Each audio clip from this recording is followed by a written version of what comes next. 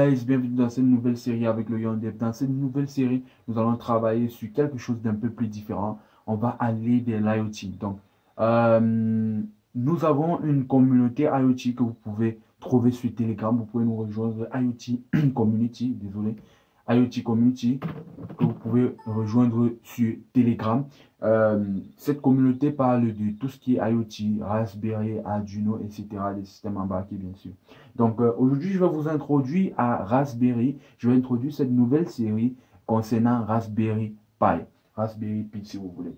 Donc, euh, Raspberry Pi, c'est tout simplement un ordinateur, un low-level computer. Donc, c'est un mini ordinateur, c'est bien vu comme un mini ordinateur plus qu'un microcontrôleur. Ça va vous permettre de faire beaucoup de choses, vraiment beaucoup de choses. Parce que vous pouvez, avec ça, toucher à la sécurité, toucher au cloud, toucher à l'IA, etc. avec un ordinateur tel que celui-là. Donc, on peut considérer cette carte-là comme le grand frère d'Arduino parce qu'il vient avec tout intégré, module Wi-Fi, Bluetooth, etc. Tout intégré avec sa RAM, son CPU, etc. Donc, c'est vraiment un mini ordinateur et beaucoup de gens voient cela comme beaucoup de gens, quand ils pensent à Raspberry Pi, quand ils pensent à Arduino, quand ils pensent à Raspberry, ils pensent plus à, je dirais, une carte qui vous permet de créer des systèmes embarqués. Or, c'est pas seulement ça. Raspberry Pi peut vous permettre d'apprendre la programmation from scratch avec des outils de flowchart, des portées, déposées. Donc, c'est un beau cadeau, selon moi, à offrir à votre cadet ou à votre enfant pour débuter en programmation orientée, embarquée, orientée hardware. Donc, vous pouvez donc offrir une Raspberry plutôt qu'un ordinateur qui est plus cher. Euh, ok. Donc, l'une des questions qu'on se pose le plus lorsqu'on vient d'acheter ou bien lorsqu'on vient de s'acquérir de cette carte, on se dit, mais qu'est-ce qu'on va bien pouvoir faire avec? Il y a tellement de choses qu'on peut faire avec. Comme je vous ai expliqué tout à l'heure, vous pouvez toucher à la sécurité, vous pouvez toucher au cloud, vous pouvez créer un cluster de Raspberry comme moi. Quand je pense à Raspberry, j'aime bien me référer à cette série web télé qui est Mister Robot où ils vont utiliser une carte Raspberry pour hacker un data center Woolly. Donc, c'est juste pour vous montrer à quel point vous pouvez faire des choses merveilleuses avec cette carte. Donc, pour cette formation, vous aurez besoin d'une carte Raspberry ou tout simplement d'un kit complet si vous avez les moyens. Donc là, j'ai la 3A avec laquelle nous allons débuter, que je vais faire cette formation avec. Mais actuellement, la version 4 existe. Donc, si vous avez assez de moyens, vous pouvez directement vous offrir la version 4 qui est disponible. Que moi aussi je vais acheter dans quelques semaines, bien sûr.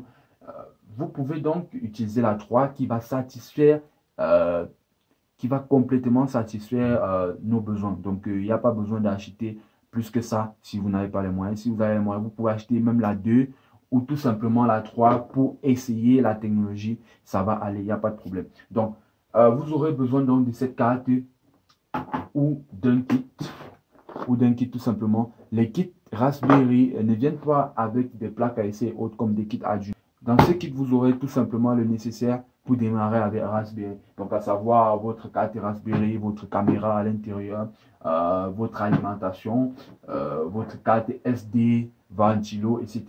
Donc, pour avoir donc cette carte, vous pouvez la commander directement en ligne ou tout simplement l'acheter dans une boutique électronique près de chez vous. Donc, vous pouvez facilement l'obtenir. Donc, elle coûte 70 $ sur Amazon, donc 70 $ minimum si vous voulez le kit, bien sûr, parce que ce que je suis en train de vous montrer, c'est le kit.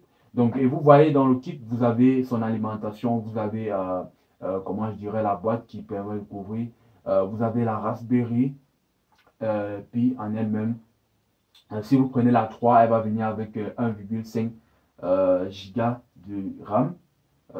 Si vous prenez la A+, donc si vous prenez la B, vous aurez 1 Go de RAM, je pense. Et ensuite, vous aurez votre carte SD sans disque. Ensuite, vous aurez votre carte SD sans disque et votre connecteur HDMI. Là, vous avez à peu près le nécessaire qu'il faut dans cette carte-là. Donc, si je pars élément par élément, vous pouvez voir. Donc, ne vous faites pas tromper. Ne vous faites pas tromper si vous achetez le kit près de chez vous. Mais si vous commandez en ligne, je vous rassure, ça va venir complètement avec tout ça. Donc, une autre option, ce serait d'acheter tout simplement pièce par pièce. Donc, vous pouvez acheter tout simplement la Raspberry Pi elle-même. Donc, je pense que ça va coûter quelque chose comme 30 $. Voilà. Ok, donc on va regarder juste la carte. Donc, la carte en elle-même peut vous coûter 49 $, bien sûr, et les frais d'expédition. Voilà. Donc, si vous achetez juste la carte Raspberry en module séparé par le kit complètement, ensuite vous pouvez acheter votre carte SD. Donc bien sûr, pour ce travail, je vous conseille une carte SD minimum de 8 Go. 8 Go c'est suffisant, mais vous pouvez commander ou acheter une carte de 64 Go ou 32 Go si vous avez beaucoup de choses à faire après. Donc ensuite, ce que vous aurez besoin, c'est tout simplement d'une souris Wi-Fi, bien sûr, au Bluetooth, d'une wireless mouse. En fait, c'est ce que je dis. Et les Logitech sont les meilleurs.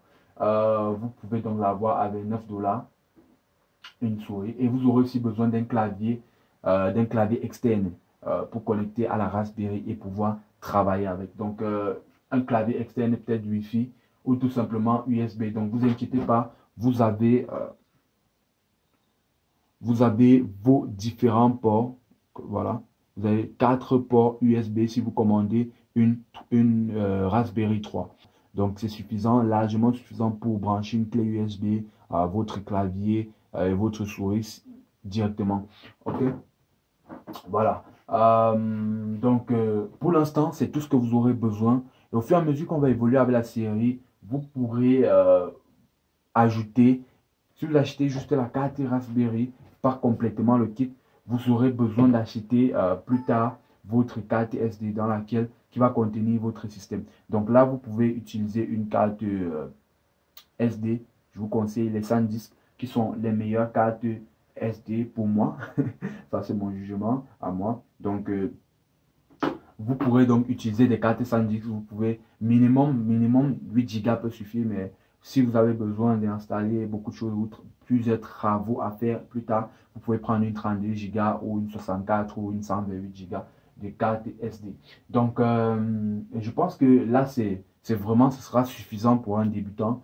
Et si vous n'avez pas encore assez de moyens, je vous ai dit, vous pouvez commander même une JC parce qu'il y a plusieurs années de cela. Ça fait 1 an et demi, 2 ans, j'utilisais la JC. Oui, ça peut pas donner normalement que je suis bête. Vous pouvez voir la petite lumière rouge juste au fond là qui est allumée la LED. Donc voilà. Voilà, je vais aller sur HDMI. Ok, voilà. Une carte Raspberry, je pense que c'est les Raspberry 1 ou 2, voilà, la JC, je pense que c'est la Raspberry 1 ou 2, ça vient avec 500 mégas de RAM et c'est toujours largement suffisant pour régler ce que vous avez besoin de faire, donc surtout si vous voulez débuter. Là, nous arrivons à la fin de cette vidéo introductive pour Raspberry. Je sais que je n'ai pas tellement parlé de Raspberry, qu'est-ce que c'est, etc.